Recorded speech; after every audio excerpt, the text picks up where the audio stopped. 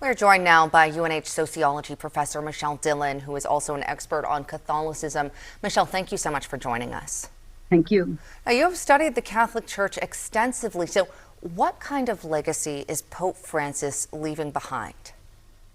Well, it's an immense legacy. It's multi-pronged, impacting a whole host of issues, both within the church in terms of church doctrine, also the structure of the church. Francis did a lot of restructuring, and also, of course, fully amplified the church's engagement with the larger world, with politics and society, some of the top issues, the top urgent issues of today, climate change in particular, and of course, issues got to do with poverty, migrants, refugees. So no matter what topic you look at, Francis has touched it, and it's really just quite an amazing 12 years of hard work on his part, but just a lot of dynamism. Professor, there are well-laid plans that are now set in motion, and that includes a mourning period for the Pope, but eventually a funeral. Can you explain the tradition and how these steps play out?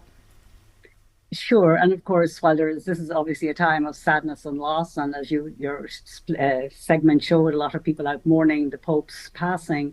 Of course, the Catholic Church is well used to the ritual of a papal transition, and so there's very clear rules and protocols that will be observed. And we'll have a funeral later this week, which will happen, the funeral itself at St. Peter's Basilica, but the burial will be at Santa Maria Maggiore, which is one of the other major basilicas in Rome, and in honor of the Blessed Virgin Mary, to whom Francis was particularly close. And then the conclave will start. The actual timing of the conclave has not yet been announced, but this will be the time for the cardinals who are eligible to vote. That's about 130, 135 cardinals who are under the age of 80.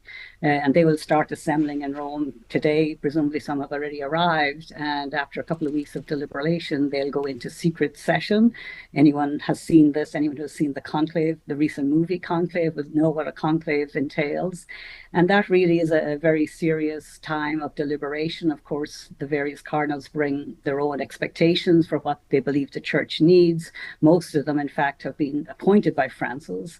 And so, and to some extent, they have a close alignment with his priorities. Nonetheless, as they all pray together and discern what are the needs of the church, both as a religious organization, but also as a public actor in this complicated world that we're living in, they will come to various choices about who it is that they want to see, and they will vote on who will be the next pope.